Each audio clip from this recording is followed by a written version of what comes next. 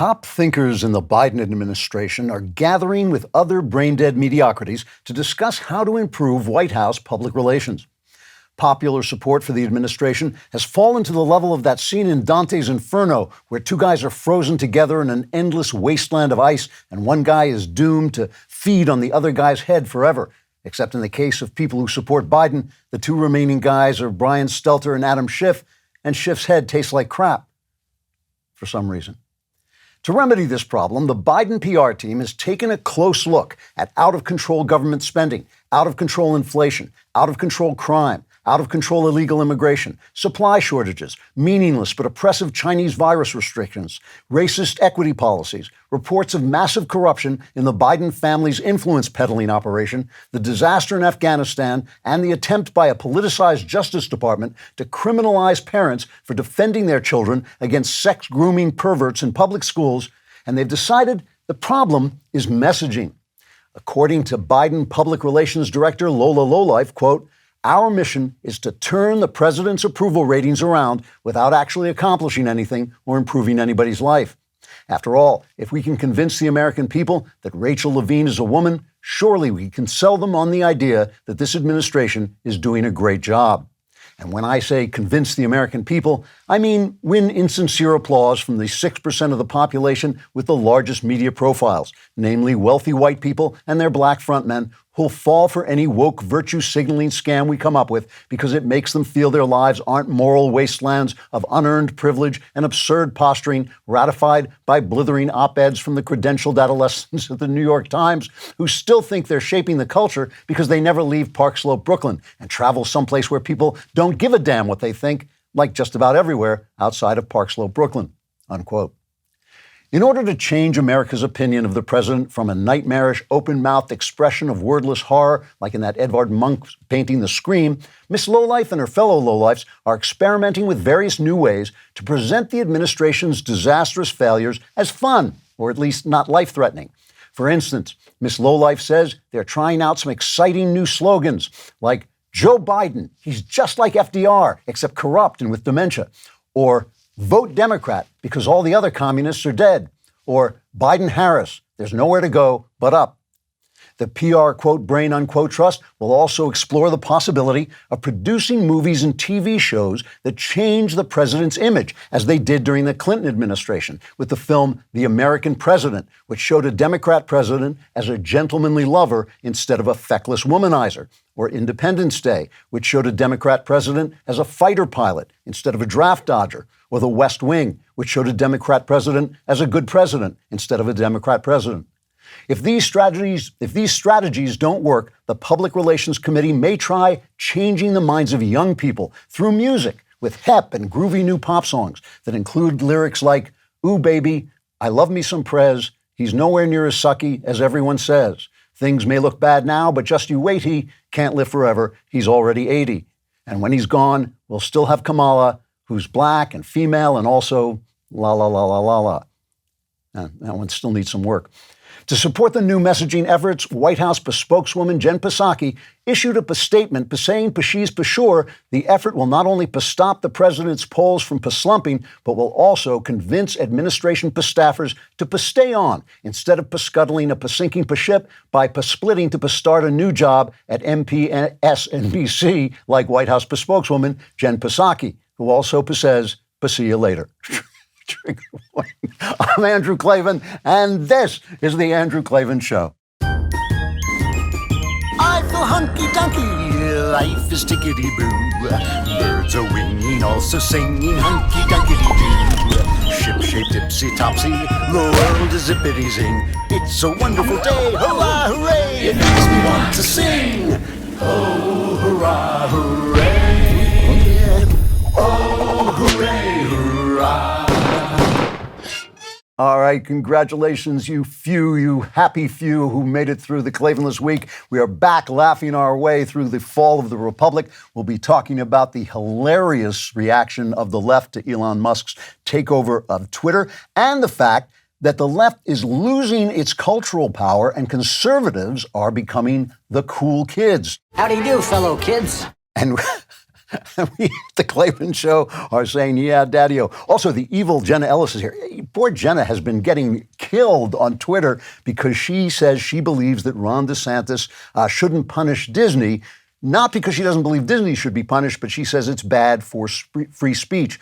And, we love Jenna on this show, but I personally feel that we should crush their talking animals and drive their cartoon characters before us and hear the lamentations of their princesses. So she and I will fight it out in a vicious exchange of name-calling and personal cruelty.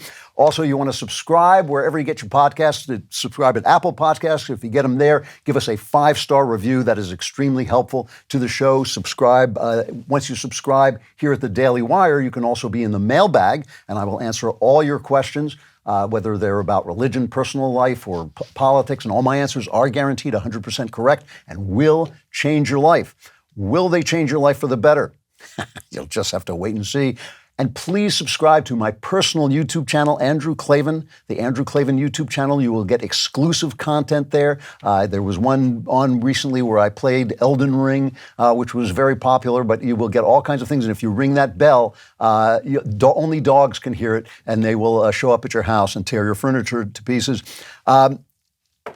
If you leave a comment on YouTube, and that comment is sufficiently grotesque, we will include it here on the show because that's just how we roll. Today, Mark Garner says, just saw something unforgivable. Knowles has more subscribers than Klavan. We need to fix this sin against the great bald one. Yeah, this is like, Knowles having more subscribers than me is kind of like people who write in and say Matt Walsh is funnier than I am. It's just another sign that, this is a fallen world and Satan is the king of this world. I love steak. Everybody either loves steak or they should love steak. And some of the best steak I've ever had comes from Good Ranchers. You should shop Good Ranchers for all your beef, chicken, and seafood needs. Good Ranchers only sells 100% American meat from local farms and ranches. They have signature steak burgers and Wagyu burgers that are packed full of flavor. Their pre-trimmed and pre-marinated chicken breasts are absolutely delicious and really easy for my wife to prepare. They're better than organic. Prices for beef are only going to get higher as summer approaches, and your favorite cuts will be harder to find. Lock in your price and supply with Good Ranchers right now. Get your $30 discount on prime steaks and better than organic chicken today. Go to www.goodranchers.com/Klavan to save on the quality you've been looking for. Good Ranchers takes the guesswork out of the grocery store by sourcing everything from local farms and shipping it to your door. Use my code Klavan and enjoy your box of 100% American meat and your $30 savings. Order now to combat inflation with Good Ranchers, American meat delivered. And I know what you're saying. Give me that steak. How do you spell Klavan? It's Klavan. There are no easy things. It is a joy and honor to begin today's program on the op-ed section of the New York Times, or as we like to call it, Knucklehead Row. Oh, hey, hey, oh, hey, ho. Let's go waltzing down to Knucklehead Row. So Michelle Goldberg is one of the biggest knuckleheads on Knucklehead Row. She's a total by-the-book leftist feminist. And she has got a real problem. She is getting red-pilled in real time. She doesn't know this yet. I'm just telling you this because I can see it happening to her. She's getting red-pilled in real time. But of course, if she takes the pill, she loses everything. She'll lose her job. She'll lose her friends. Who knows? She may even lose her marriage if she suddenly sees that what she's not allowed to see, right, that the conservatives are in the right and everything that the New York Times has been selling is untrue. She's like Cypher in The Matrix. Remember that he's the guy who doesn't take the red pill. He says, no, I want to go back into the Matrix because it's more fun to live in a fantasy. So she's going to have to do that too. The other day on the show, we read her op-ed in which she started to understand. She started to get this glimmer that promiscuity might not be that good for women. Feminist promiscuity might not be that good for women. It's almost as if conservatives had been right about this all the time. But see, leftists can never say that. They just kind of move on as if we never said anything. But they just suddenly think like, maybe God is three persons, Father, Son, and Holy. Why has nobody ever thought of that before? So remember now, I read this piece by Michelle Goldberg where she said that a woman was upset because her boyfriend was strangling her during sex, but she didn't know if it was judgmental to tell him that she didn't like being strangled. That's how far feminists have convinced women. It's like the old days, men used to seduce women by saying, "You're being cruel when I'm burning for you. How could you be so cruel as to turn me away?" And women would fall for that because women are designed to fall for things or else the race dies. So now they're falling for this, be non-judgmental. Oh, you want to strangle me? Okay. You want to murder me? I don't want to say anything. I don't want to say be judgmental. So now, that was before. Now Michelle Goldberg has realized the worst possible thing is happening. The one thing that they thought could never happen, which is that the left is no longer cool and we on the right are. She's got a column called The Awful Advent of Reactionary Chic. I mean, what could be? They're wrong about everything. The one thing they've got is they've got like SNL is for them and Hollywood is for them. And the Met Gala. The Met Gala is now called Gilded Glamour. That's their theme, Gilded Glamour. So that's for them. You want to see how fancy your dress can be when you write Tax the Rich on it. All this stuff is old. It's boomer stuff, right? So it's the conservatives who are now hep-cats and groovy, right? So she quotes, all she does is she quotes articles about this from other places because she can't leave her apartment and go outside. Then she wouldn't be a New York Times journalist. So here's what she says. She says, according to Vanity Fair, the conservative movement, quote, has become quietly edgy and cool in new tech outposts like Miami and Austin and in downtown Manhattan, where new rightish politics are in, and get this, signifiers like a demure cross necklace have become markers of transgressive chic. Now, this is really dangerous. If believing in God, if believing in Jesus Christ becomes cool, the left is finished. It's like first we find out that sleeping with people isn't such a good idea, that promiscuity isn't such a good idea. And then next we find out that sex is for marriage. What will we do then? So, all right, it goes on. It's pretty clear, she says, that there's cultural energy in the opposition to the progressive norms and taboos that are derisively called wokeness. The BuzzFeed news writer Joseph Bernstein captured this energy in a March article about an anti-woke New York film festival funded by Peter Thiel and headed by a black queer provocateur named Trevor Bazile. Call it, if you must, a vibe shift, says BuzzFeed, a new generation of internet-native tastemakers like many of the people crowded into Bazile's party who find the moralistic gatekeeping of millennials all a bit passé. This vibe shift was predictable. When the left becomes grimly censorious, it incubates its own opposition. The internet makes things worse, giving the whole world a taste of irritating progressive sanctimony. Now, she pretends this is only happening online because this is the thing. The left will say, yeah, I don't agree with that either. I just vote for them. I vote for them, but I'm voting for Joe Biden because he's going to bring normalcy back, and then it all becomes left. It all becomes left-wing. Joe Biden is just the mask of leftism that the Democrat Party has put on, and he doesn't even know he's there anymore. She goes on to say, I suspect this shift where we're hip, where conservatives are the hip people, can last only so long as the right isn't in power nationally. Eventually, an avant-garde flirtation with reaction will collide with the brutish Philistine reality of conservative rule. You brutish Philistines, you brutish Philistines. Maybe we should use the old word for Philistine, which was Palestinian, which is actually the translation of that. But she's not judgmental or woke herself or anything. She just thinks you're a brutish Philistine. And also, by the way, you can't possibly have original ideas. You can't possibly actually be cool because you're just reacting to them. That's all. You don't have any ideas of your own. You're just reacting to them.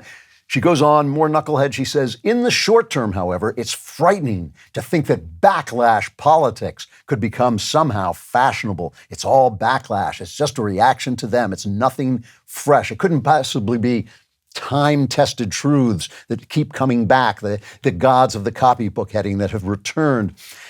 She goes on, she says, especially given how stagnant the left appears in New York Magazine, Sam Adler-Bell recently wrote about a dispiriting lull in progressive movement building. There appears almost no grassroots energy or urgency of any kind on the Democratic side. The one thing the left could count on, says Michelle, in recent years is its cultural capital. What happens if our cultural capital is squandered? What indeed?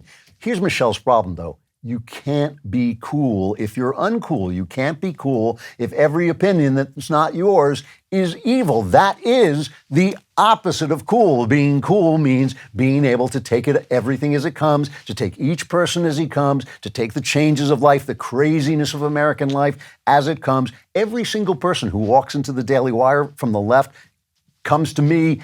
I don't know why me, but they always come to me and say, everybody's so nice here. Everybody's so nice here. Dave Rubin came over from the left to the right because he said we were much more welcoming to gay people than the left was. If you are not cool, you can't be cool. And the thing is, these guys are not liberals. All the liberals are on the right now. All the liberals are on the conservative side. By liberals, I mean people who want America to be free. If you want America to be free, it's got to be moral. If you want to be moral, it's going to have some version of God, because that's the way you get to morality. You can't, people who are moral, plenty of people are moral without having God, but they're just being tugged along in the wake of the God movement. You need that little cross as a little bit of a countercultural gesture.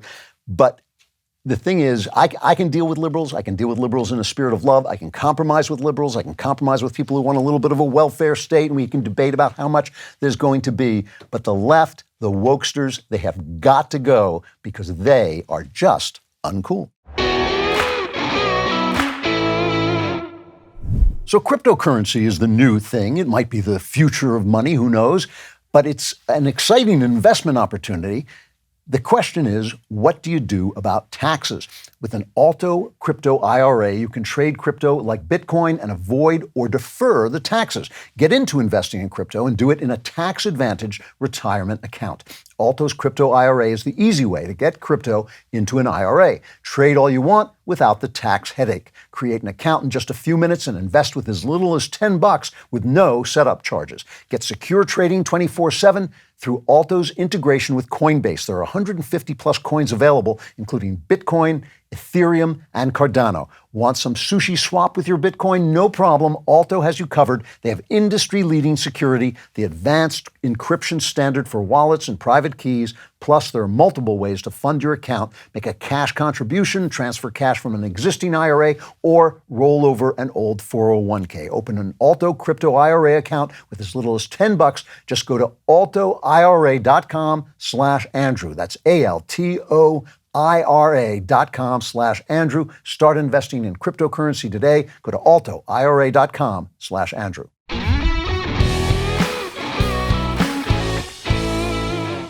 So now that conservatives are the cool kids, I think that we can all agree, obviously, that I am the mascot of cool. I think I'm the obvious leader of the hep-cat groovy conservative party.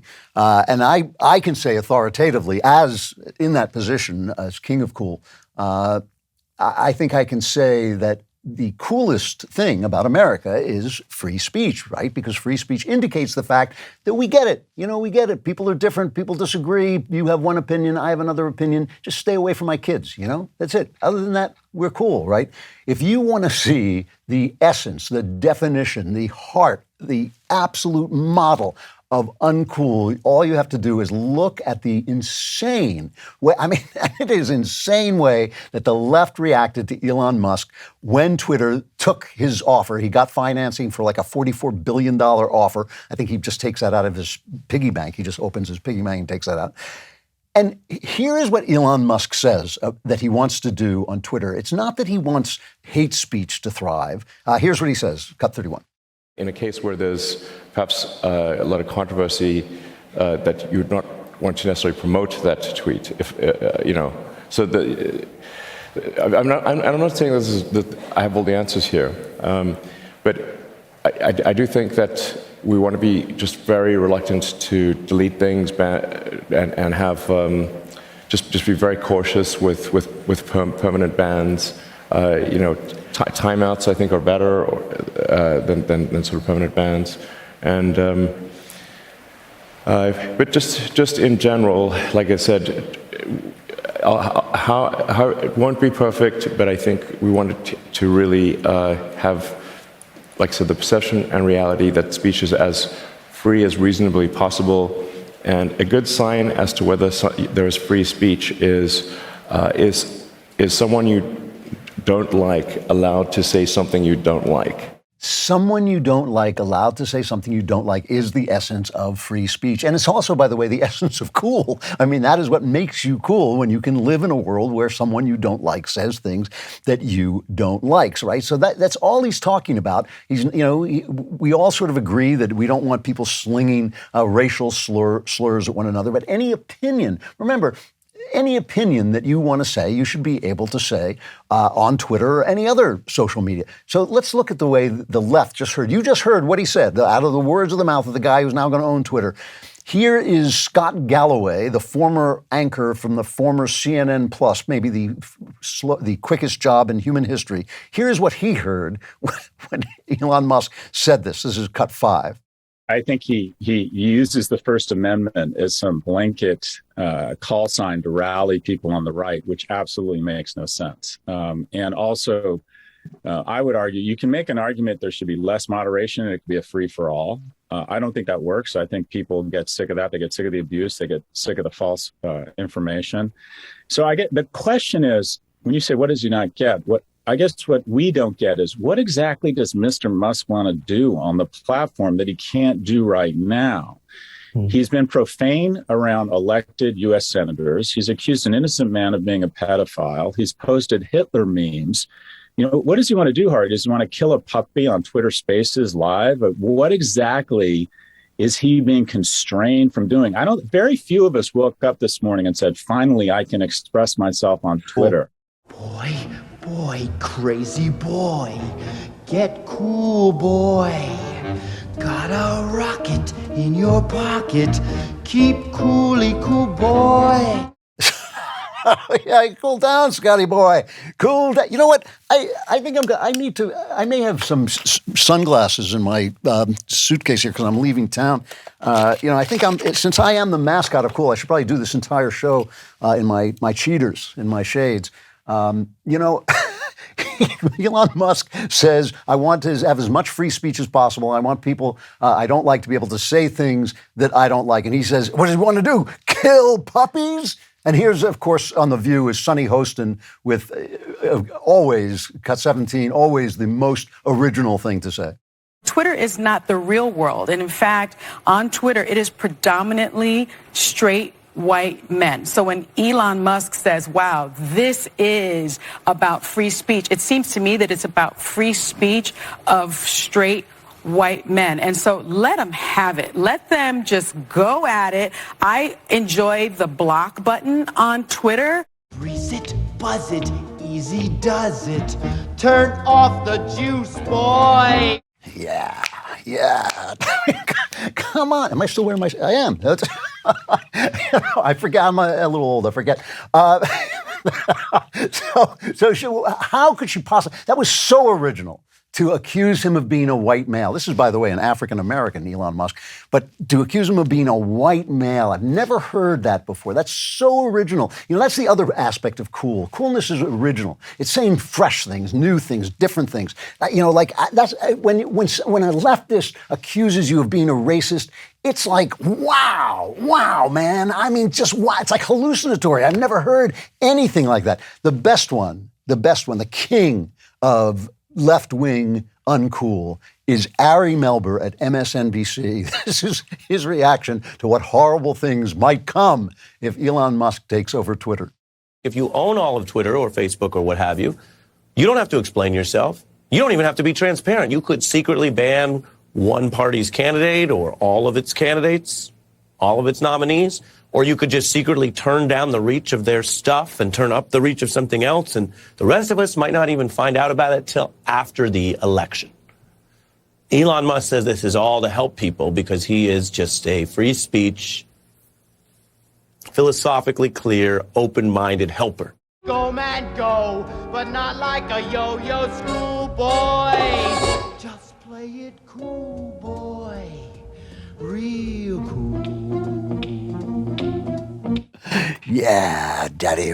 This is getting a little ridiculous. I'm going to take these off. But he says basically that Elon Musk might do exactly what Twitter is doing right now. You know, I gained when the deal was signed or sealed, it wasn't signed, but when it was sealed between Elon Musk and Twitter, I gained about 12,000 followers in a 24-hour period. Every conservative was having the same experience. Why? Because the algorithm was blocking us. It was tamping us down. It was muting us. And they basically were shredding paper before the new boss comes in, right? We don't have to get rid of the algorithm. Elon Musk wants to open the algorithm so we can see what they're doing, which is what Jack Dorsey had originally planned as well. You know, the left it's only a culture war to the left if we're fighting back. That's the only time they admit it's a culture war. They come out and say, oh, you know, we're going to queer your kids. We're going to teach your kids that they're the wrong gender. We're going to teach them that if they're white, they're racist. And anybody who dissents, we're going to penalize them. We're going to silence any dissent. And we say, don't do that. How do we get into this culture war? How did this happen? And they go, here are the libs of TikTok, 24. This is a little bit of a compilation of liberals reacting to Elon Musk taking away their privilege. It's their privilege to silence conservatives because everything they say is progress and everything that we say is reaction, right? It's just like we started this with Michelle Goldberg's column. Oh, they're reactionary. They're Philistines. They're brutish Philistines. But we're not censorious. It's only censorious online. So a couple of people may be over the line, but you know, they're judgmental, some judgmental on the left. But I'm just saying that everybody on the right is a brutish Philistine. Here's the libs of TikTok. Elon Musk, this is directly to you. Enjoy Twitter. I just deactivated mine. I will not be reactivating it. Enjoy. I deactivated my account and deleted the app. That's what I think of it.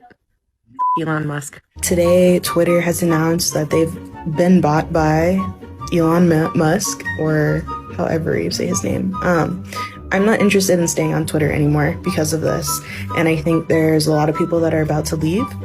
So I just wanted to let everyone know that you can find me here. I'm going to also share this on Twitter before I deactivate my account so that anyone who wants to follow me can find me here as well. Hey, I did a thing today. I deactivated my Twitter account. You can too. Boy, crazy boy. Get cool. Just stop. That's enough. Stop playing that. I like the woman who said Musk, however you pronounce it. It's M-U-S-K. How else would Musk? I don't know how else you pronounce it. In the year 2022, you do not need to be wasting time at the auto parts store. What does that mean? You didn't need to do it in 2021 either. You don't need to do it in 2020 or in 2023. Go to rockauto.com. Why? Because at rockauto.com, you can get all the parts you need for your car and you get to say rockauto.com. Why sit in your car and pretend that it drives and then pretend to go down to the auto parts store? We can just go on your computer, go to rockauto.com, go to their easy-to-use catalog, get all the parts you need at great, great prices. Plus, when you say rockauto.com, women will flock around because they know you're not going to just sit in that stupid car, which isn't rolling. They know you know where to get great auto parts and you know where to get them at a good, fair price. Go to rockauto.com and see all the parts available for your car or truck and the reliably cheap, low prices. Write Klavan in there. How did you hear about us box so they know how I sent you? Now I know what you're thinking. You're thinking, oh boy, car parts and babes. How do I spell Klavan? It's Klavan. So if it were just these crazies, if it were just these media people who can't see themselves, if it was just the libs of TikTok, complaining, that would be one thing. But the attempt to stop Elon Musk from allowing conservatives to speak, and that's what we're talking about, was vast. I mean, the Europeans were issuing warnings. You have to follow the EU rules. Elizabeth Warren was saying we have to new rules. The Senate Democrats are talking about calling Elon Musk in to grill him. But best of all, I think, is the announcement that the Department of Homeland Security has created a disinformation governance board, the Ministry of Truth. This is what I always tell you that there's only free speech and speech governed by the powerful. There's nothing in between. If you have the power to silence speech, you have more power than the person who is speaking. So there's only free speech and speech governed by the powerful. So here is the Ministry of Truth right out of 1984. The government is going to tell us what disinformation is. So just to put the absolute cherry on top of the fascist cupcake, they have Nina Jankowicz is going to be on the board. And Nina Jankowicz is one of the people who militated against publishing the Hunter Biden laptop story, who said, basically that this is Soviet disinformation, that this is a lie and all this, did everything she could to kill that story, and now is sending out TikTok videos like this one. Unbelievable. Unbelievable. Why do fascist women think that they're so cute? I don't know, but this is a TikTok video she put out about disinformation, cut 35. Information laundering is really quite ferocious. It's when a huckster takes some lies and makes them sound precocious by saying them in Congress or a mainstream outlet. So disinformation's origins are slightly less atrocious.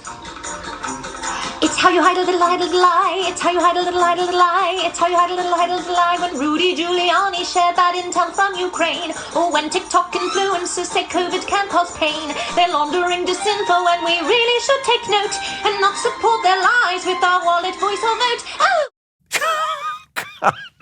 It's like somebody has to tell these communists they're just not as cute as they think they are.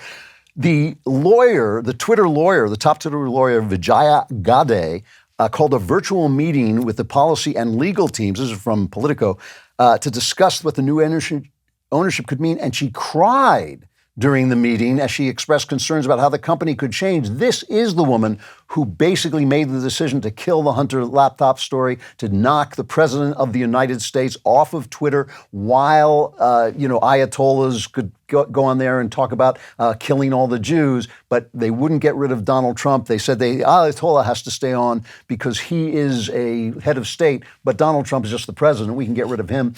So she's crying. But I was there, and I've got those leftist tears.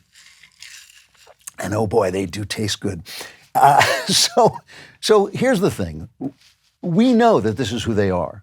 And we know what they do. We know what they do. Just this week, Steve Martin, 1970s, right? There was a King Tut exhibit. I remember it. They brought over this stuff, King Tut's tomb, that was just beautiful, and they took it around, and it was a really big thing. It was a really big thing. And Steve Martin, who was an art collector, a very sophisticated guy, did a routine about the fact that they were commercializing King Tut. And he showed up, if you're not watching, he showed up in this hilarious-looking King Tut outfit, and he made this speech on Saturday Night Live. I think it's a national disgrace the way we have commercialized it with trinkets and toys, T-shirts and posters. And about 3 months ago, I was up in the woods and I wrote a song. I tried to use the ancient modalities and melodies. I would like to do it for you right now. Maybe we can all learn something from this.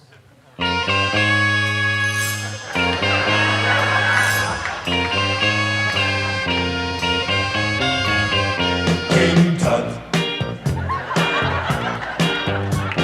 Now when he was a young man, he never thought he'd see people stand in line to see the boy king. King Tut. How'd you get so funky? Did you do the monkey? It's a classic Steve Martin routine. He's dancing around like an Egyptian hieroglyph. Now, this trends on Twitter because they say people are discussing whether this was cultural appropriation. This is 1978. Steve Martin, obviously making fun of the commercialization of this thing, but never mind, who cares what he's doing? He's making jokes. They're trying to, in other words, Twitter put this up there. Nobody was talking about this. Nobody is talking about this. They took it down right away. Mediaite tries to back them up. They run a headline that says, Stephen Martin, well, you got to be formal when the guy's dressed up like an Egyptian king. Stephen Martin's King Tut sketch from 1978 sparks Twitter debate on cultural appropriation. Now, I'm on Twitter. I didn't see any damn debate about this. They couldn't quote anything in the article. They found like two people. It's utterly ridiculous, and they do this all the time. On that trending thing, and this has also stopped since Elon Musk closed the deal, on the trending thing, when you see Ben Shapiro, when you see Matt Walsh, it's because they're being attacked. When you see a leftist, it's because he's being praised. That's every single time. There's no such thing as a conservative issue coming up with a with people being supportive of that issue. There's only stuff, garbage like this. The same thing is happening at Amazon, which is really dangerous because Amazon sells most of the new books, like 90% of the new books published in this country. If Amazon is being run by book burners, we are in serious, serious trouble. And this is one of the reasons I feel that the government has a right to force corporations to allow free speech, that this is an important thing that they have the right to do. There is an author, it's terrible. It's an LGBTQ author. His name is Matt Walsh, I think. And he has this book, Johnny the Walrus. You can get it at johnnythewalrus.com about a little boy or girl or whatever. I wouldn't read this stuff, but, I don't read LGBTQ stuff. That's awful. But no, it's about a little boy who thinks he's a walrus and whether or not he can become a walrus. And ultimately, he's convinced to be himself, which is a good message. But over at Amazon, oh my gosh, this is an executive at Amazon holding a meeting, cut 11. The recommendations that this customer received and that other customers frequently reach out to us about that they're receiving. It's about a book called Johnny the Walrus. And I want to be very clear, the next two are about books. And I saw someone say, oh joy, we're going to talk about one of them because it's been a very traumatic experience for transgender Amazonians and our transgender customers. What I don't want to come out of this is slamming the books team with a bunch of tickets. They're already aware of this. There are things in this space that are happening. But Johnny the Walrus is a bit of a problematic book. Not a bit. It is not a bit of a problem. It's one hell of a problem. It's a big, big problem. Wait till you hear what he says about Matt's. This is Matt Walsh. This is a top LGBTQ author with a cardigan and everything. And he's got a documentary coming out called What is a Woman? And this is what this guy says about that. Jamie Lee shared some information with me about the movie, the documentary that's going along with it, but people are already talking about it. It was very much that style, tricking transgender people into participating, not understanding what they were participating in. And it's called What is a Woman? One man's journey to answer the question. I mean, let's just back up for a second and say, does a man even belong in this conversation? No, he doesn't. But guess what? It's not even on sale yet, and it's #1 in women's studies. And #1 in the other categories that it's available in as well. Yeah, this is chief mansplaining. Oh, I take issue with that. This thing costs us a bundle. It's not cheap mansplaining. This is very expensive mansplaining. This is a guy who does not even think that men should be allowed to talk about women because that's mansplaining. This is a guy running the biggest bookseller in the world. I mean, these guys are fascists. They are, and I shouldn't say that because what they are is communists. It's not, fascists aren't the only bad ones, but you cannot be cool if you are uncool. You cannot be cool if you cannot let people say what they have to say. If you want free speech, you got to let people you don't like say things you don't like. And if you're a bookseller, that is especially true because there are a lot of books that say things you don't like. I'm kidding around about us being the cool kids, and we are the cool kids now, oddly enough, but we're only the cool kids because they, the left, the censorious, small-minded, misguided left, are incredibly uncool. Grease it, buzz it, easy does it. Turn off the juice, boy. All right, you already know about the Ring doorbell. Anyone comes to your door, no matter where you are, you can talk to them, see them on your phone, on the Ring app on your phone. That's terrific. You know about the Ring alarm system, which will protect your home, and it's incredibly easy to set up. I've done it. You can do it easily. But now you want to find out about Ring Alarm Pro. Ring Alarm Pro is a next-level security system that CNET calls a giant leap for home security. After using it, you're going to agree Ring Alarm Pro helps protect your entire home and the Wi-Fi it runs on. With Ring Alarm Pro, Ring combined a home security system and a Wi-Fi router, so it helps protect your home and your network. You'll have a secure network and a crazy strong signal for all the devices across your home, and I'm sure you got plenty of them, so do I. Now, when you're out or traveling, everything at home is protected and connected, and it'll stay that way with a Ring Protect Pro subscription, which is an amazing deal, by the way. You get professional monitoring for the ultimate peace of mind. If anything happens, professional monitoring will call and can request emergency services. You may not have known about this, but it's true. Ring has an award-winning alarm system, and it has gone pro. Ring Alarm Pro. To learn more, go to ring.com/Klavan. That's ring.com/Klavan. Anyone comes to your home, no matter where you are, ask them, how do you spell Klavan? And this is what they should say. There are no easy Klavan.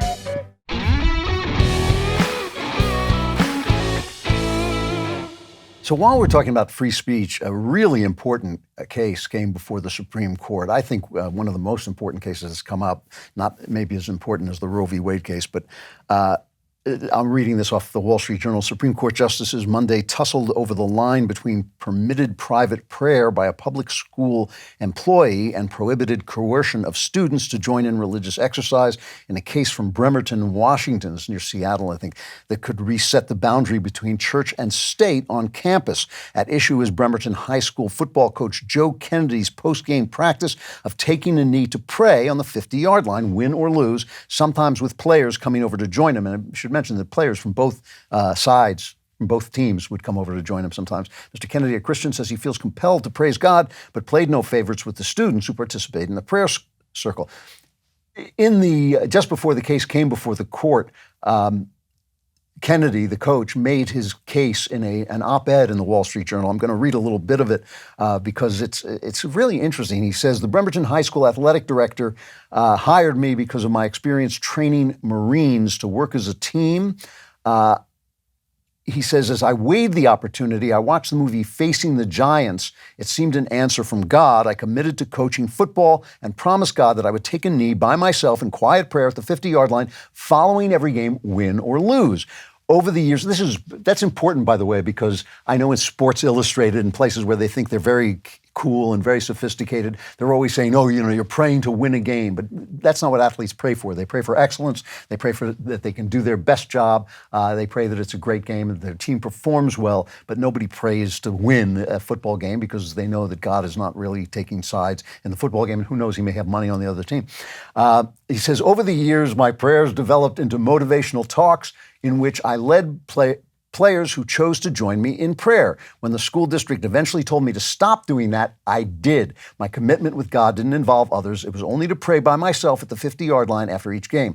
But then the school district got lawyers involved, and they kept shifting the goalposts every time I complied. Eventually, they said I had to refrain from any, quote, demonstrative religious activity, unquote, visible to students or the public. They suggested instead I walk across the field, up the stairs, across a practice field, into the main school building, down the hall, and into the janitor's office if I wanted to pray after games. You know, religious people never treat atheists this way. I mean, atheists are so afraid of God. They're so afraid of the power of God that they got to, I don't even want to say it. I can't say it. Go away.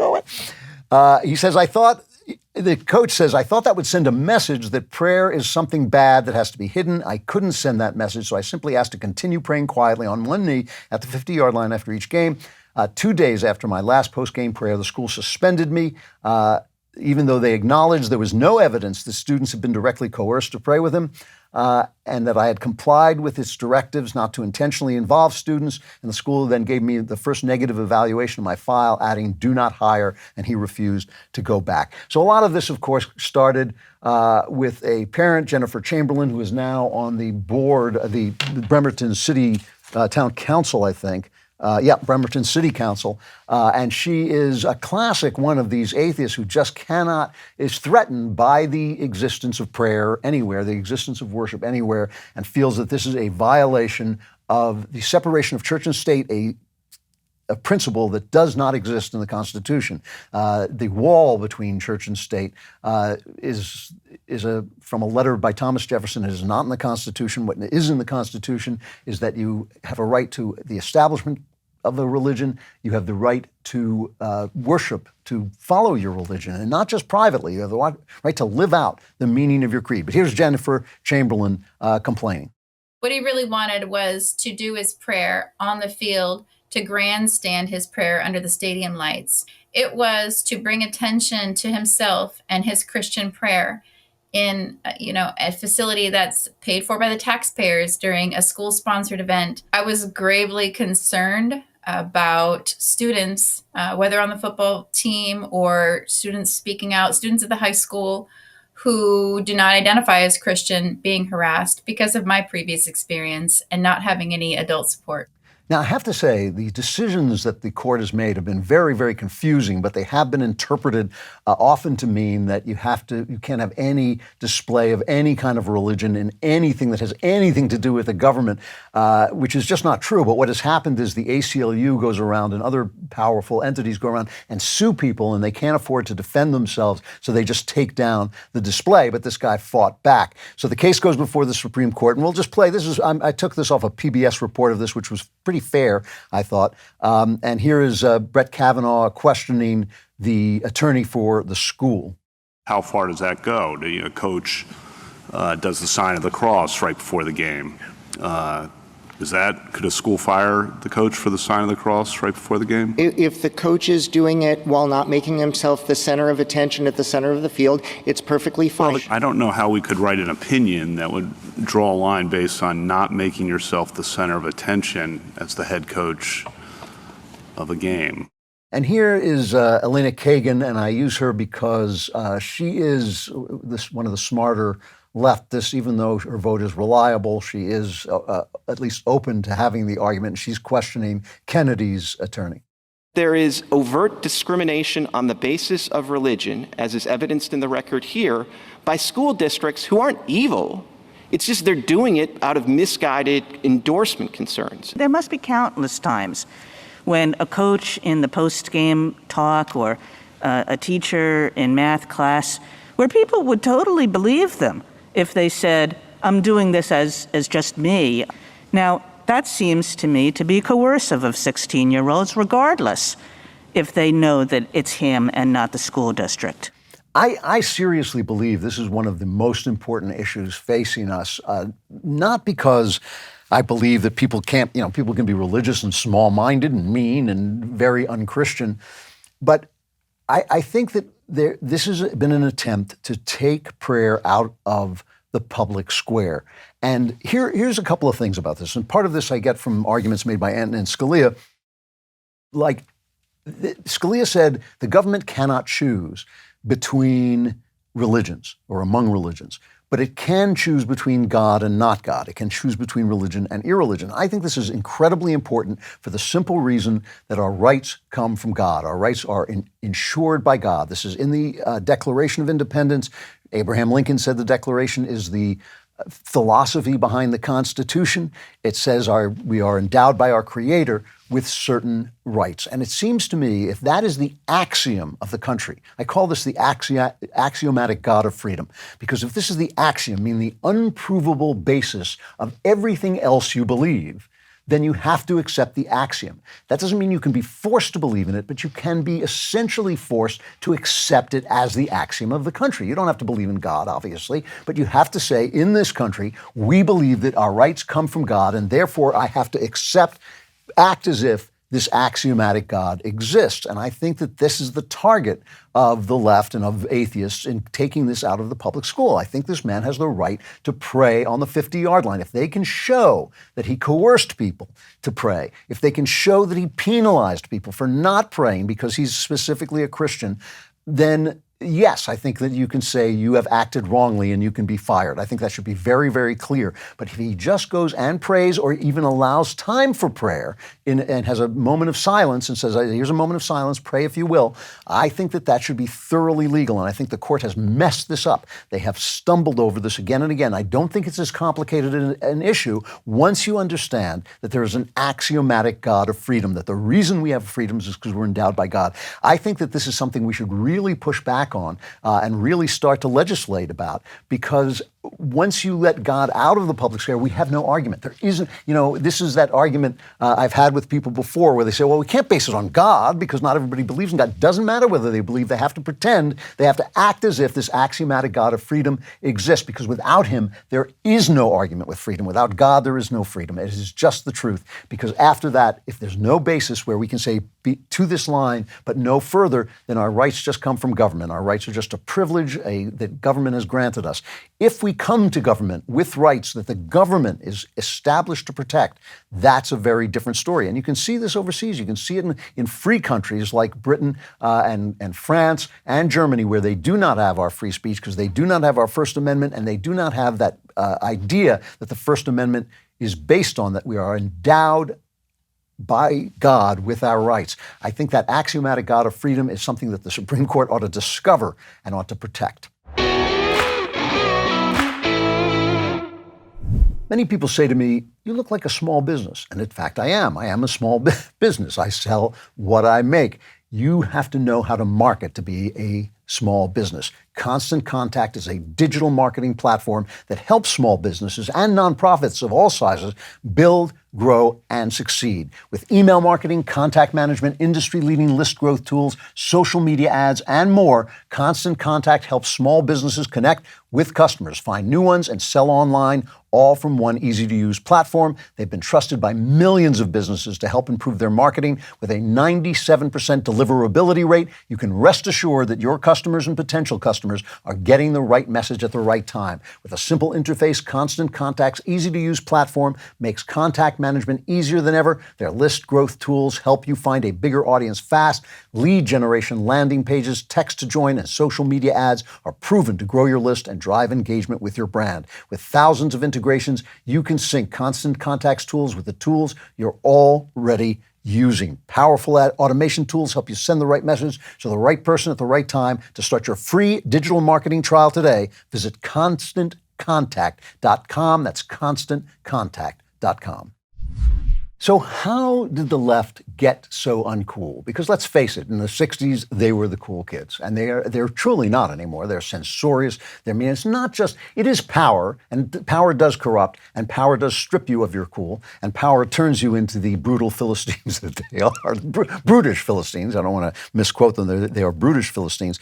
But the vehicle by which they have exercised this power and by which this power has taken them over is theory. And this is something I really want to talk about more in the weeks to come, is the nature of these theories that they now throw out. And we don't even know what we're hearing sometimes and where they come from. And I want to just go back even before theory. When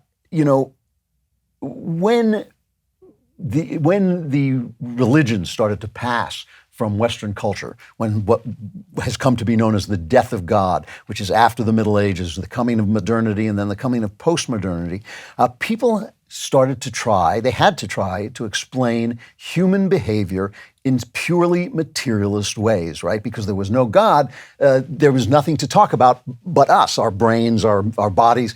In the Middle Ages, you had theologians, Catholic theologians, obviously, developing the idea of human psychology as an interchange between man and God. If you go to Aquinas, I'll read a little bit of Aquinas. He says, human virtues perfect man insofar as man is naturally moved by reason in the things that he does within or without. Higher perfections must therefore be in man by which he is disposed to be moved by God. And these perfections are called gifts. And what Aquinas essentially said was that, yes, you have reason, you have moral sense. You couldn't be moved to do moral things if you didn't have a moral sense. But in order to perfect that moral sense, in order to grow in your moral understanding, you had to have an interchange with God, which you received by having faith in God, which then implanted the Holy Spirit within you. I think I'm getting Aquinas basically right there.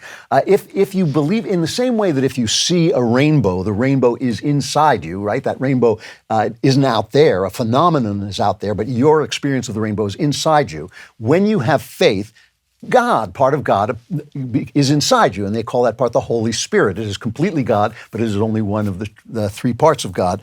And through that Holy Spirit, you are now in communication from the outside, and you get gifts. You get gifts of virtue that grow by your interaction with God through prayer and through communication with God and through studying Scripture in all these different ways. So you understand that that you're not just in your head. It's not just thoughts whirling around in your head and bouncing off your body. It is something that is ever new and ever changing. And you start to understand, when you try to understand where suffering comes from, how can there be a good God and there's evil? You start to think about what God is doing. You grow because new information is coming in.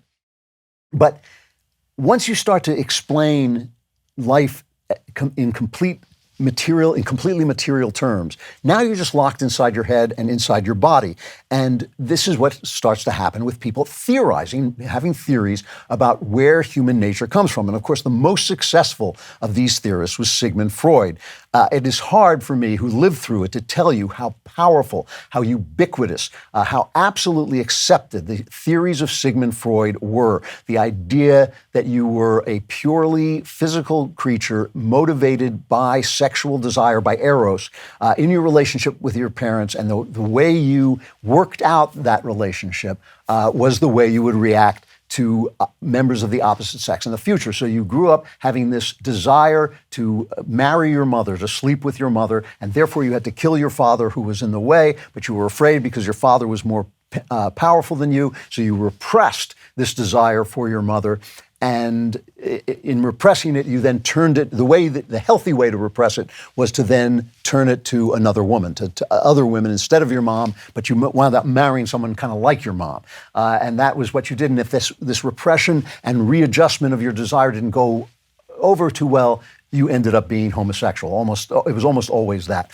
But it was something went wrong with you. Maybe you ended up, butchering cats or something like that. Something went wrong with you if this redirection of your desire didn't pan out. It didn't work for you.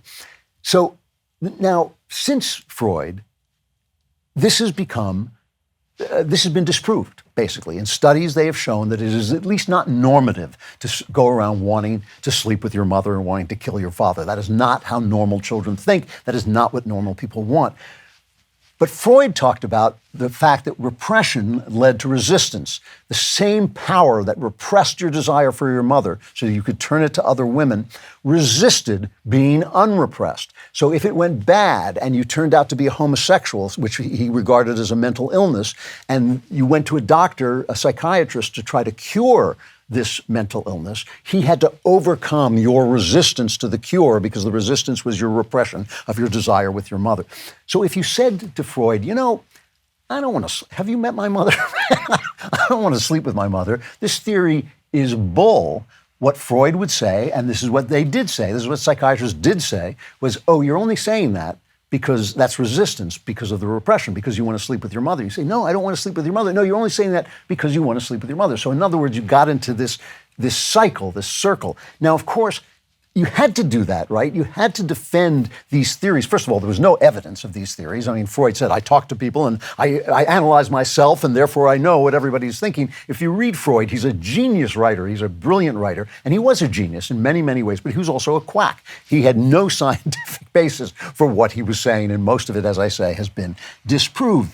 But once you are in this closed system where everything about you is just your mind interacting with your body, and there's nothing from the outside coming in, there's no extra spirit, your spirit is not part of anything larger, you're in this cycle and you're caught in it forever. I recently read a book that I really liked. There's a writer named Stephen Greenblatt, and just as full disclosure, my father-in-law was his mentor, though I never met Greenblatt himself. And I love his writing. He's a great literary critic, but he's complete atheist. And so he sometimes misses the most obvious things that writers are saying. So he has a book about Adam and Eve, and he talks about St. Augustine of Hippo, who was one of the founding fathers of Christianity, one of the guys who absolutely established many of the tenets of the faith and reestablished some of the lost tenets of the faith. And all he talks about when he talks about Augustine is his Oedipal complex for his mother. He talks about the tension between Augustine's mother and father, and how she didn't want him to become a sexual creature because his father cheated on her, blah, blah, blah, blah, blah. And he talks about their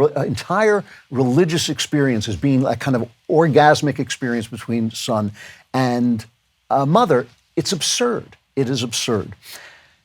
So once you're in this system, you can't get out of it. Materialist system explains everything, and it basically always has an argument that the reason you disagree with it is because you're in this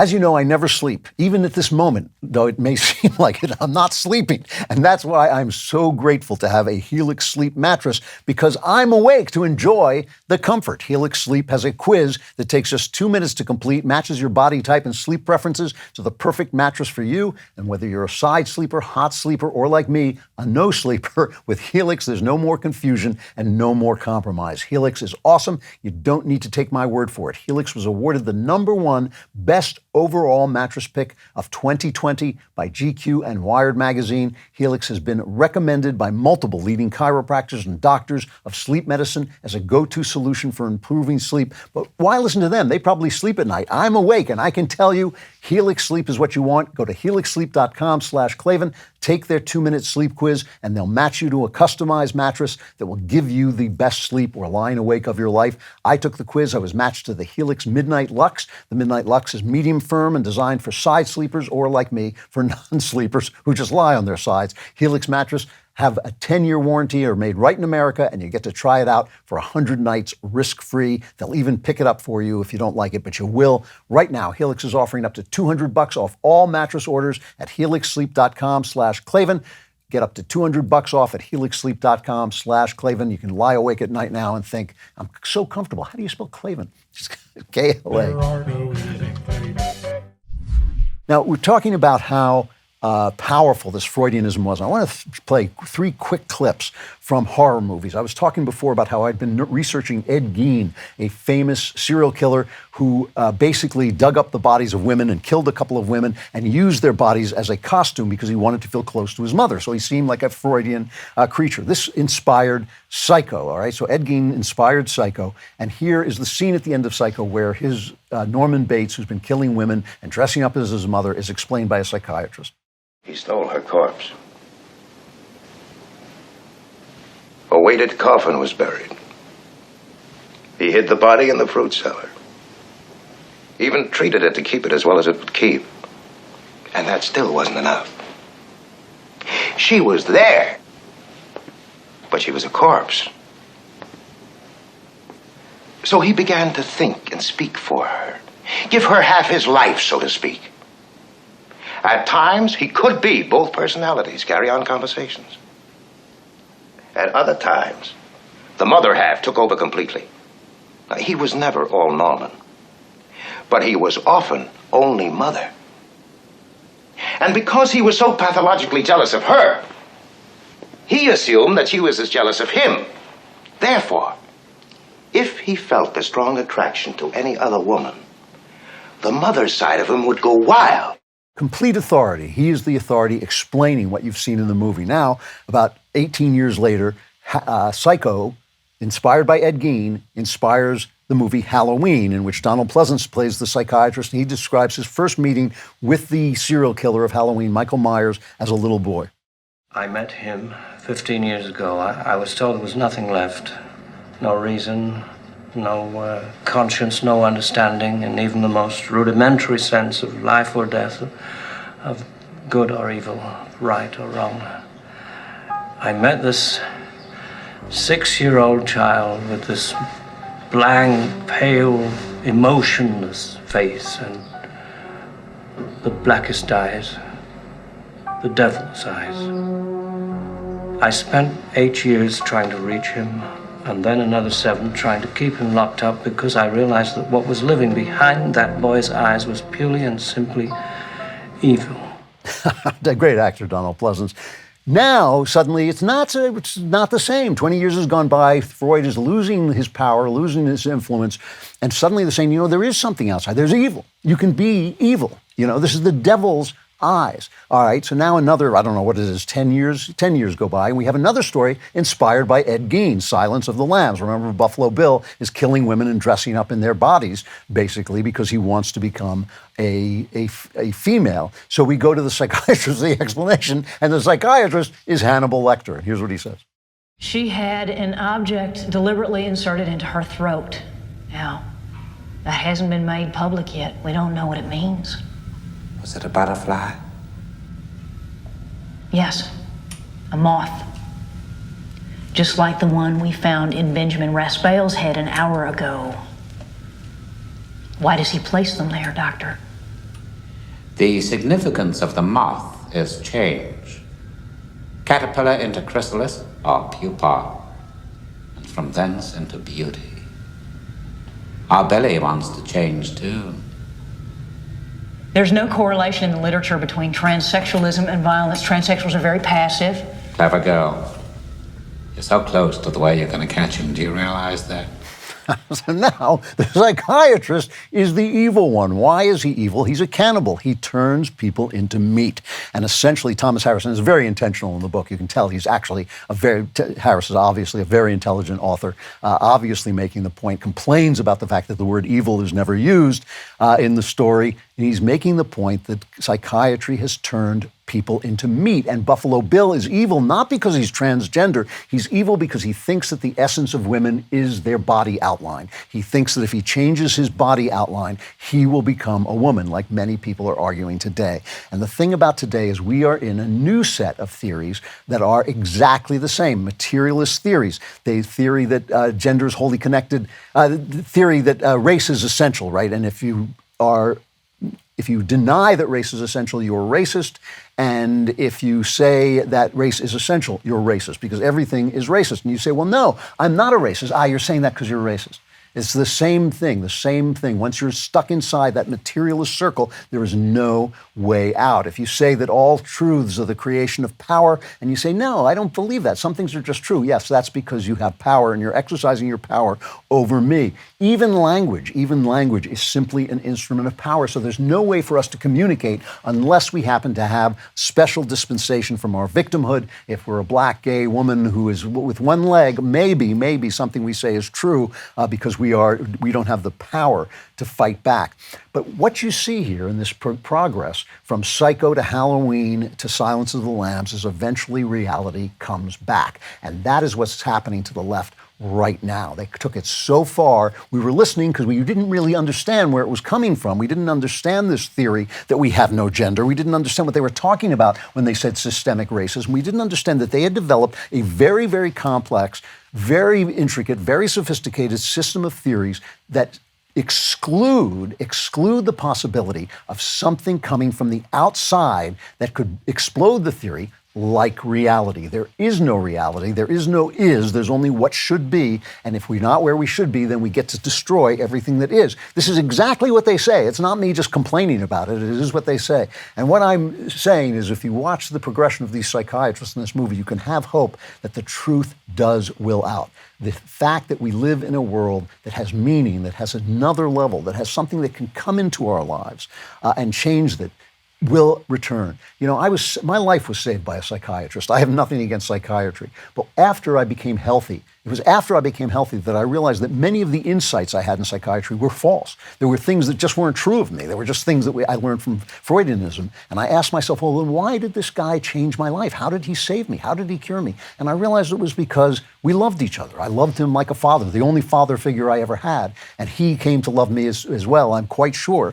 And because of this father-son relationship, we could have the relationship I didn't have with my father, which is a relationship that represents the relationship you have with God. That's what fathers are there for. That's what mothers are there for too, representing the feminine side of God. It is something outside of ourselves that can come into ourselves and change us. Once you're stuck in these materialist theories, you can never change, which is the ultimate uncool.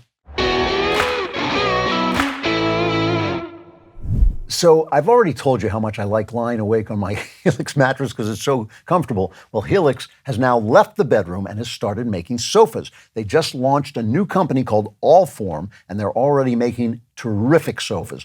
What makes an Allform sofa so cool? For starters, it's the easiest way you can customize a sofa using premium materials and at a fraction of the cost of traditional stores. You can pick your fabric, the sofa color, the color of the legs, sofa size, and shape to make sure it's perfect for you in your home. They've got armchairs and love seats all the way up to an 8-seat sectional, so there's something for everyone, and you can always start small and buy more seats later on if you want your Allform sofa to grow and change with you when you move.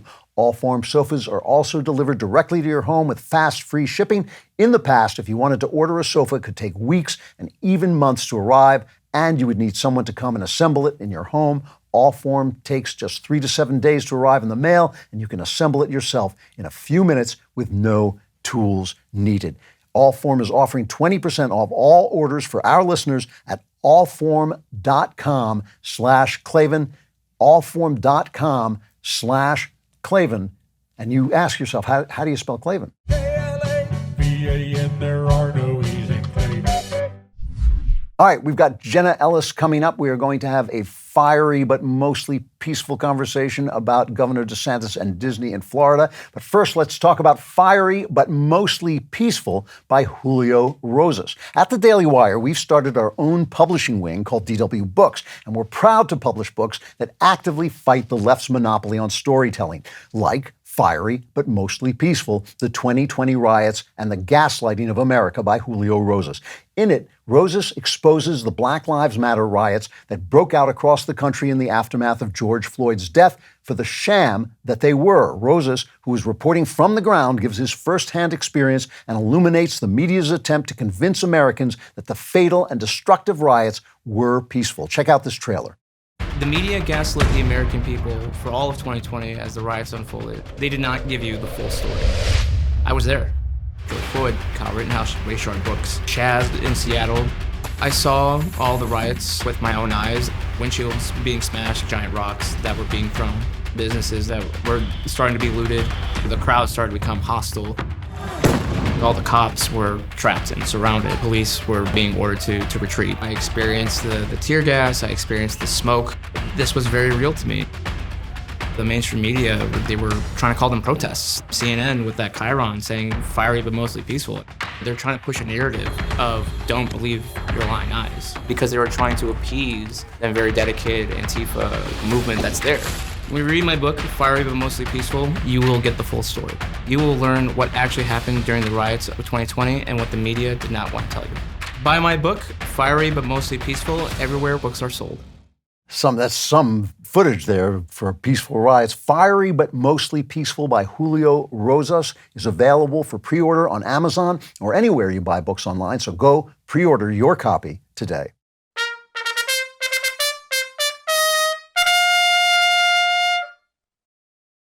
All right, I've been looking forward to this conversation all week long. You all know Jenna Ellis. She is a constitutional law attorney, Newsmax contributor. She has a great show, The Jenna Ellis Show, which you can find at thejennaellisshow.com. But you may not know that she is also the most evil person in the universe, which you would have found out if you had been reading Twitter and you saw what happened when Jenna said that Governor of Florida DeSantis had overstepped the mark in stripping Disney of its special status in Florida in response to their complaints about his parental rights bill and also, the Chris Rufo tapes that showed there were a bunch of grooming psychopaths trying to destroy our children through their cartoons.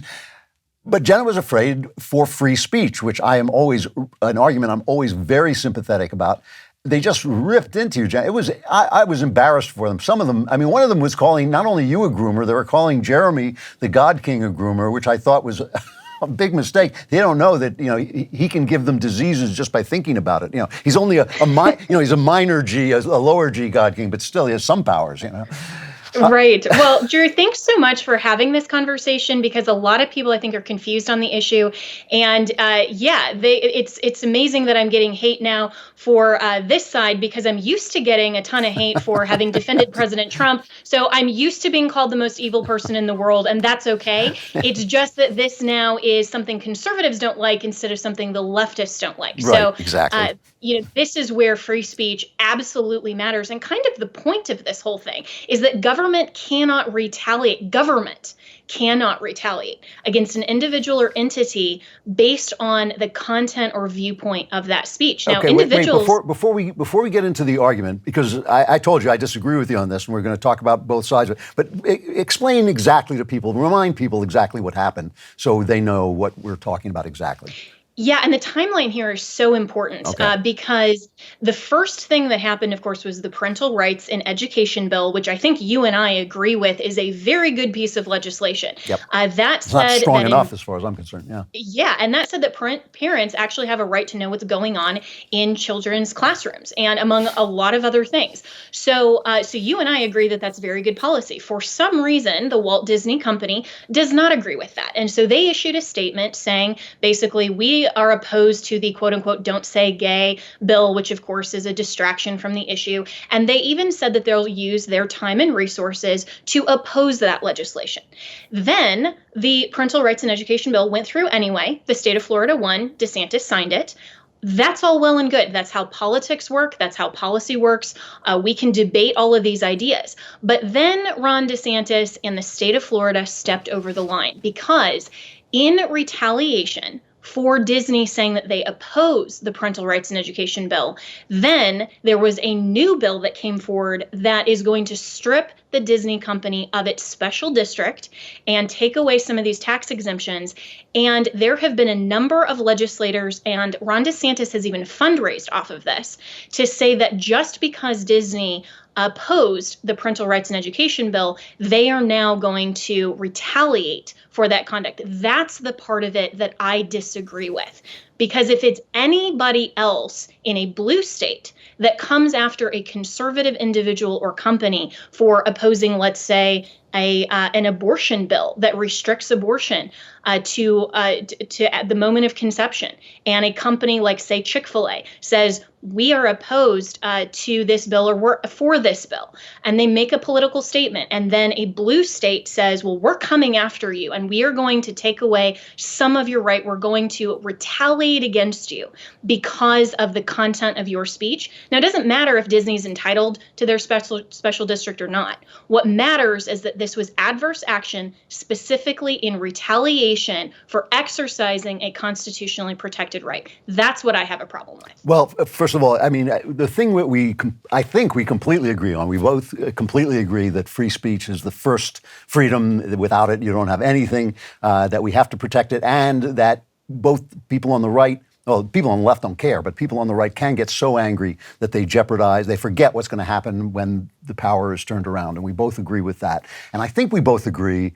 I mean, at this point, when I saw, this is more a reaction to the Chris Rufo tapes of people within Disney saying, yes, we are explicitly putting sexualized content in our cartoons for young people. And Walt Disney himself is to be rolling over in his refrigerator or wherever they've got him. Because, I mean, it's completely antithetical to everything Disney was created for, everything that made us love Disney, everything that made it the big corporation that it is. So I think we both agree that this is kind of hair-raising and awful, right? I mean...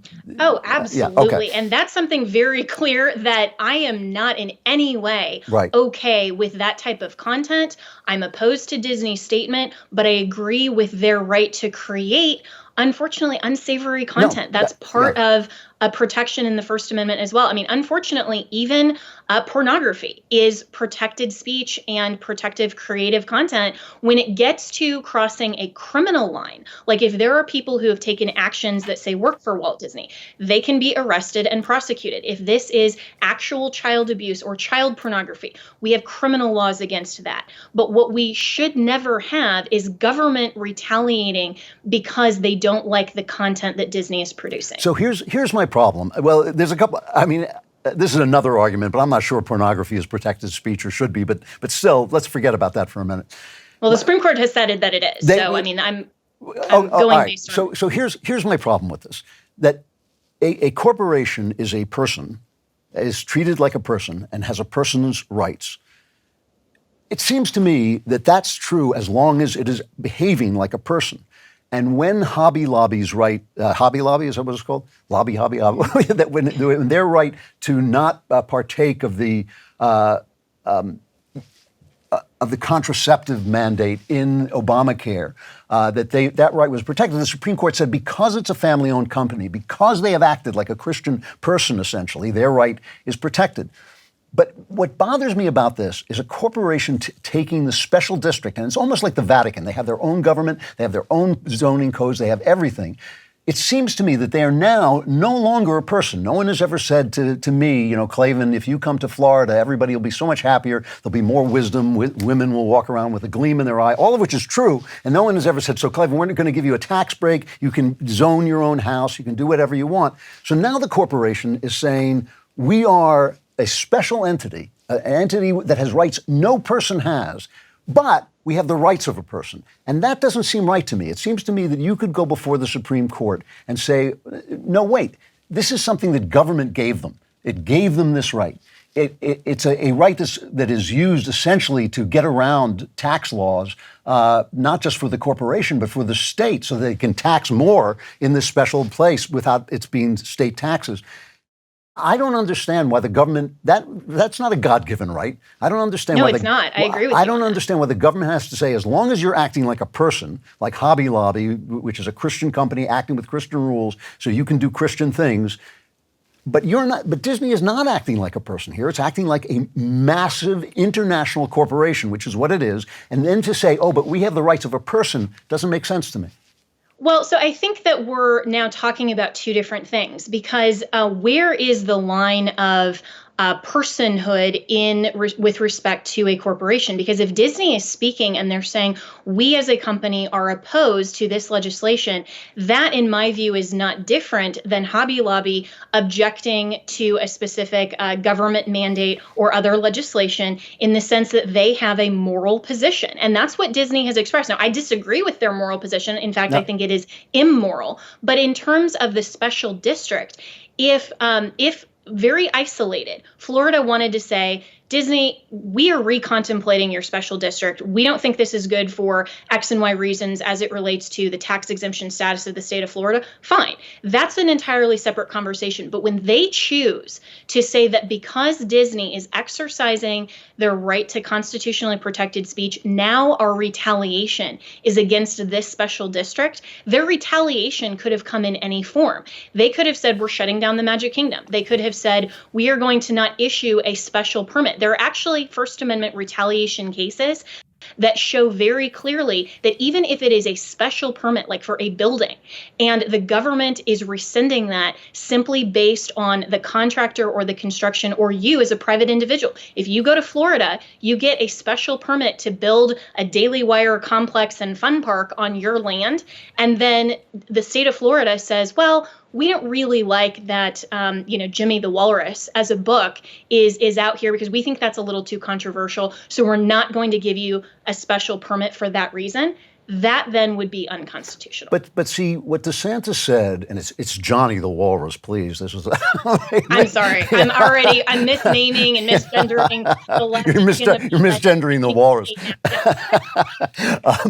DeSantis said, look, I am tired of companies coming to Florida because we have essentially Republican tax codes and Republican low regulation, and then trying to impose California culture on us.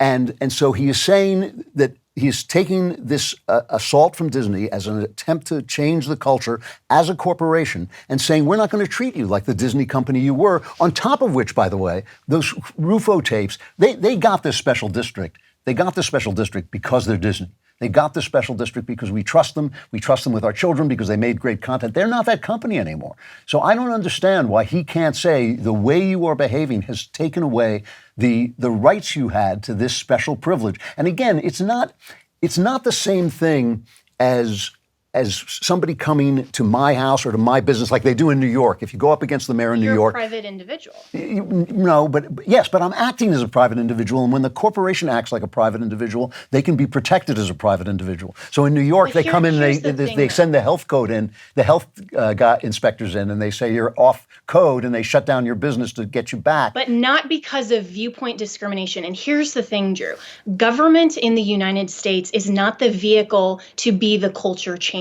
But government gave them this special district. But not for the purpose of being a culture changer. They gave them the special district for the purpose of helping the state of Florida get a lot of revenue. It was for a purely government reason. It wasn't because they agreed or disagreed with viewpoint content. And so when Ron DeSantis is standing up and saying, we're going against the woke because I want to be a culture changer, that's not the purpose of government in America. The purpose of government in America is to create the best ideal environment for everyone to exercise their God-given rights. But in this country limit government power. If Ron DeSantis wants to be a culture changer, get out of the governorship and go do that as a private citizen, or better yet, as a pastor. The church and the family are the culture changers. I really disagree with this. I think that the governor of a state does have a right. He's not the federal government. He's not the federal government. He's not specifically targeted by the First Amendment. He is the governor of a state, and states have different cultures and can make different laws. But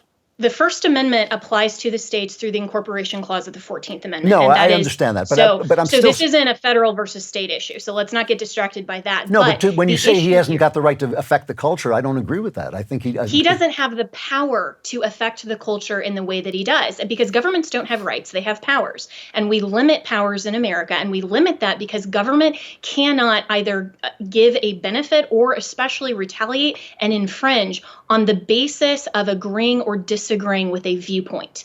And as soon as we say that that is okay in government, we have lost American freedom. We have lost liberty because everyone has the same right to participate in the public square and in politics without fear of government retaliating. Now, you and me, as private individuals, we can take legal steps, the things that are legal and lawful, to exercise our right to participate. We can cancel Disney Plus. We can sell our stock. We can speak out against them. We can do all kinds of things that government cannot do. All right. Well, I have to say that I even though you're making an argument that is dear to my heart, I mean, I understand what you're saying and where you're coming from, and I absolutely, it's a close call to me, and like I said, Jeremy agrees with you.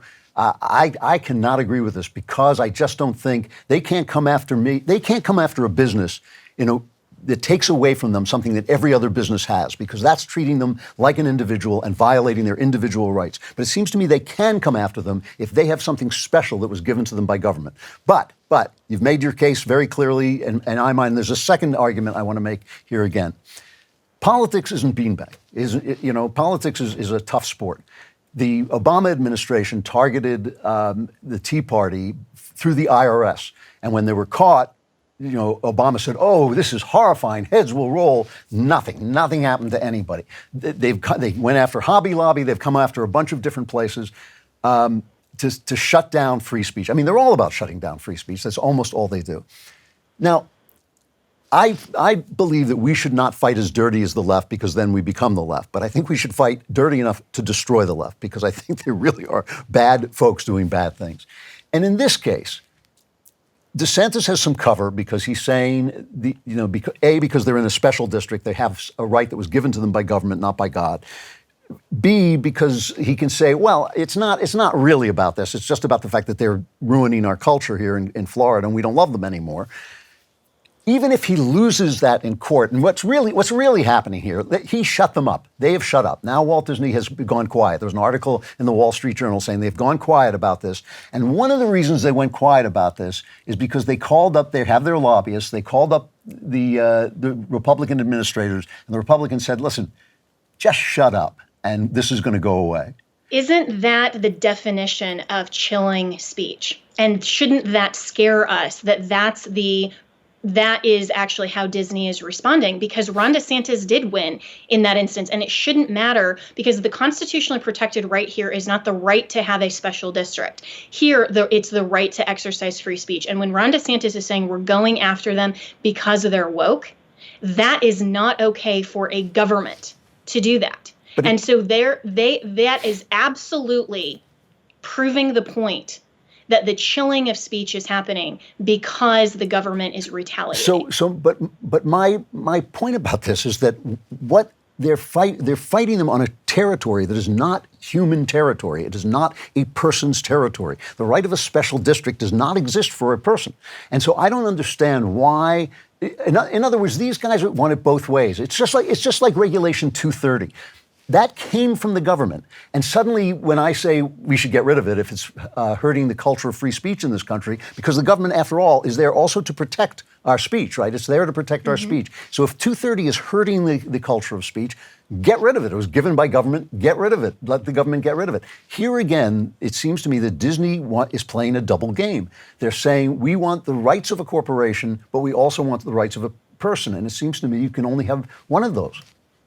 You can have both because a corporation in this instance is a person, but we've had that conversation related to Section 230. That's a little bit different of a legal argument because Section 230 is a liability protection for platforms that are amplifying freedom of speech. And that is the reason, because there has been so much censorship, that's the reason that government wants to take away a liability protection. And having that conversation not targeted just to Twitter, not targeted just to Jack Dorsey or now Elon Musk for having viewpoints and saying, as the CEO of this company or as a statement of this company, here is what we think on a certain moral issue. Okay. And then the government retaliating because of a specific constitutionally protected exercise of free speech. So we have to make sure that we're analyzing this appropriately and that also we aren't playing the hypocritical game because Hobby Lobby sued and won in the Supreme Court. The conservatives are all up in arms when it's a blue state that's retaliating against a corporation for exercising free speech. But again, so Jenna, why are we okay with Ron DeSantis doing it? They won because they acted like the company acted like a religious person. These guys are risking something that no person has. It's still protected speech. It's still protected speech, and it's still and so what if Hobby Lobby that had a similarly had a tax benefit? Would you have been okay if they had a tax benefit because they were a religious company or for whatever reason they were given that special privilege and the leftists said, because you chose to speak out against contraception and oppose this mandate, we're now removing your special status? The Wall Street Journal had a great line. They said, live by the corporate carve-out, die by the corporate carve-out. I think that, I don't like the fact that these guys get carve-outs to begin with, so I'm not that heartbroken. That's a whole great conversation, whether or not this is crony capitalism, whether or not you should have a special district. That's a different conversation. Your argument is he can take it away, but he can't take it away for this reason? Yes. I don't know. That's a bit pretty. Absolutely. Really? Okay. I mean, see, it just seems to me like a special privilege that, you got from the government and you can lose it to the government. It's not like your free speech rights, which are given by God and the government can't touch them.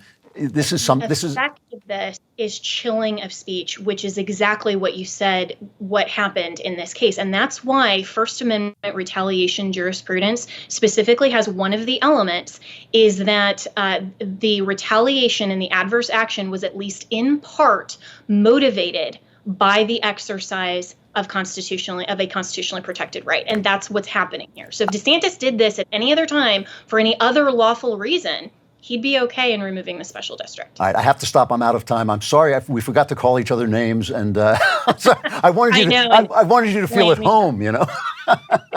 Anyway, it's great. You make your arguments extremely well. You make your arguments extremely well. I still can't buy it, but I get what you're saying, and I know why you're saying it, and you're saying it for all the right reasons. And anybody calls you names, I'm going to have Jeremy put a curse on him. He can do that. Thank you. I appreciate that so much and always grateful to have the conversation. Yeah. This is why we protect free speech so that we can disagree. And ultimately, if you don't agree with me, we'll still be friends. I still love you so much. Always happy to come on and have these debates. Thank you. Likewise. I'll talk to you soon. Sounds good. Thanks. All right, if you are beginning to see a spiral swirling around you, that's not a hallucination. That is really there. That is you being sucked down into the Klavanless week. It's being flushed down into the Klavanless week. But before we get there, luckily, I'm going to solve all your problems, so you're going to disappear into the darkness with no problems whatsoever, because it's time for the mailbag. Putin's kleptocracy. Yeah. That was a great cut. I'm sorry we didn't play that today. That was Joe Biden trying to say kleptocracy. All right. From Jay, dear Lord Klavan, high expositor of the multiverse. I've always considered myself a religious person, but lately I've come to question one of the church's teachings, specifically the prohibition on premarital sex. I've maintained my virginity until now, but I'm 38 years old. I very much want a family. Up until now, my love life has been abysmally sparse. Having spoken to many people and having listened and read much advice, I've come to understand that many women view a man's sexual performance and his willingness to ask for sex as a measure of how attractive he is to other women, and that sexual performance is a selection criteria in and of itself. At my age, I fear I'm running out of time to start a family, and I don't want to handicap myself any more than I already have. Is it worth sleeping around where I can to find a woman who's right for me? Does God value my having a family more than he values my chastity? Sincerely, Lucky in Loneliness. it's none of my business how you live your sexual life, but it has nothing to do with your problem. There are women who value chastity, and you can find them if you're looking for them. This whole thing about women viewing a man's sexual performance and his willingness to ask for sex as a measure of how attractive he is to other women, I don't know anything about that. I'm sure that maybe that's true of some women, but I don't think it is true of women in general. I think women are quite good, smart women, decent women are quite good at seeing into personalities. So really, I think that what you should be doing is, you should be going places where you can find women who value chastity, which would include churches and groups of people like that, online groups, maybe people your relatives know that they can introduce you to. But also you should be looking at yourself and asking yourself, why is it so hard for you to find a woman? I mean, first of all, are you in shape? Do you take care of yourself? Or is your grooming any good? Do you get a haircut every now and again? Do you know how to take care of yourself so that you can go out in the world and not be repellent to people? And how is your behavior as a human being to other human beings? Because one of the things, women do prefer human beings. It's just one of those species, bigoted species things that women are, fall into. But still, you want to act like a human being. It has nothing to do with whether you value chastity or not. I mean, if you didn't value chastity, you could find women who didn't. If you do, you can find women who do. It is just that you have to be somebody that they're going to want to be with. And I think maybe you should ask yourself why that's not happening. I'm not saying it's your fault, because I don't know you, but I am saying that what you are saying is not true, is not the reason, and maybe you should look around for other reasons. From Ryan, my question involves my 30-year-old brother. Recently, he made large and extremely risky investments in the stock market out of feelings of desperation and being financially behind his peers, which I don't think he was.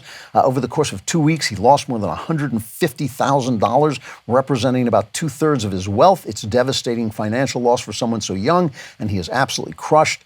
My question is, what is the best way for me to help my brother? For context, I'm 3 years older, Catholic, a husband, father, homeowner, and lawyer. My brother has a job but lives with our parents and has never been in a relationship. I'm encouraging him to go to therapy and pray, but my suggestions are falling on deaf ears. At the same time, I recognize that this is not necessarily my battle to fight. Thank you for your 2 cents and all the work you put into your show. You have quickly become my favorite host at Daily Wire. Sincerely, the recovering Democrat, a Daily Wire All Access member. Well, thank you for being an All Access member. This is a bigger problem than money. I mean, if he's 30 and he had $150,000 was 2/3 of his wealth, he obviously had over $200,000 in savings, which I think is pretty good for a 30-year-old. So why is he living at home? That speaks to me. And then why is he panicking and throwing away that money? It speaks to me of something you're right about, to be concerned about his mental health. That speaks to me of some mental health problem. I'd like to know why he's living at home. It'd be interesting. Why can't he take care of himself if he can earn that much money? I mean, if you have $200,000 in the bank and you're working and you're earning money, then you can certainly live outside of your home. So what I would say to you is that I think it's a good idea to encourage him to go to therapy and pray, but he may not do it, and you may not have any power in the situation. I think you should talk to your parents and find out why they're allowing him to live at home and what exactly is the situation. I think you need a clearer idea of the situation that he's in, because it doesn't sound to me like, I made an investment and I lost a bunch of money, which could happen to anybody. It sounds to me like the guy has got some other bigger problem than that, and the money is simply a symptom of that. And I think you ought to think about that, but understand what you say is true. Do not let yourself or your family be harmed by his problems. This is not your problem to solve. If you can help, if you can encourage him to go to therapy, that's great. If you nag him about it, it's not going to get you anywhere. If you can talk to your parents and see if you can get a clear picture of what's going on, that's great, but it may not help you. You may not have any power in this regard at all. And he may just have a problem that can't be solved also, a mental problem. Tyler, Lord Klavan, my wife and I were married last May. We were lucky enough to get pregnant on our honeymoon, but the pregnancy failed due to a chromosomal disorder. We were devastated, but then in the fall we were happy to get pregnant again. Out of the blue in February, my wife nearly went into preterm labor. She bravely decided she would remain on bed rest and was able to get to 22 weeks before our beautiful baby girl, Ava, was born. She only lived for a few minutes. That's heartbreaking. we're both Christians, but have a hard time finding God's meaning in this. Can you give us our understanding of our situation? Well, no. I can't give you the meaning of the situation because it's free. That's not how it works. There's no philosophical meaning, or if there is a philosophical meaning, you're going to have to find it. And the way you find it is by prayer and by bringing this to God in your anger, in your grief, in your horror and your misunderstanding, and finding out what God wants you to make of this. And that doesn't necessarily mean, you start a fund to deal with this kind of disorder or anything like that. It might be that. It might well be that, but it may just be that your grief is going to make you something more than you are now. I think that is probably true. I always say grief is a desert that has to be crossed on foot, but you cross it with your eye on the North Star, which is God, even when you're angry with him, even when you hate him. He's got the baby. The baby's going to be with him and be all right. But you will find meaning. You will find meaning by following God across that desert of grief. My heart breaks for you, pal. From Adam, dear not quite Jesus, the Lord of the multiverse, watching you over the years has helped me learn to think deeply while still living in the real world. I don't have a question. I just wanted you to know that you've changed my life for the better more than once. I've been married for 18 years, and it would have ended 3 years ago if not for the answer you gave me the last time I wrote in. Now my marriage and my life has never been so stable or so full of joy. That's great. Well, I'm glad. I'm going to end this show with that. It is mostly thanks to Jesus, but you helped too. And then, see, that was so nice. And then you ruin it all by saying, P.S., you are hilarious, but Walsh is the funniest Daily Wire host, which makes me feel that you haven't been truly saved. I mean, you were almost there. You were almost there, but no, it's just simply factually untrue. Check your facts. Check your facts. I'm much funnier than Matt Walsh. All right, I'm going to stop there. I'm going to stop there. Some good news and some bad news in that mailbag. But as always, my answers are guaranteed 100% correct and will change your life. Will they change your life for the better? No. Who knows? They're not going to change your life for the better because life is over. The Klavanless Week has arrived. You are now plunging, like just swirling and swirling down into an unfathomable blackness of despair. There will be wailing. There'll be gnashing of teeth, broken glass, fires. You know the drill. You know you've been through it before. Most of you will not survive. Those of you who do survive, come back again on Friday, and I will be here. I will still be Andrew Klavan, and this will still be the Andrew Klavan Show.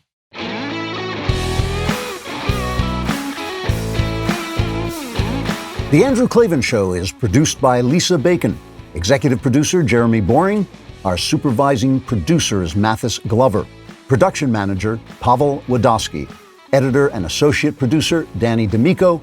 Our audio is mixed by Mike Cormina. Animations are by Cynthia Angulo. Hair and makeup is done by Cherokee Hart. Our production coordinator is McKenna Waters, and our production assistant is Jacob Falash. The Andrew Klavan Show is a Daily Wire production. Copyright Daily Wire 2022. Hey there, this is John Bickley, Daily Wire editor-in-chief and co-host of Morning Wire. On today's episode, the White House announces a new disinformation board, the economy unexpectedly declines, and the Homeland Security Secretary comes under fire on Capitol Hill. Join us and get the facts first on the news you need to know with our show, Morning Wire.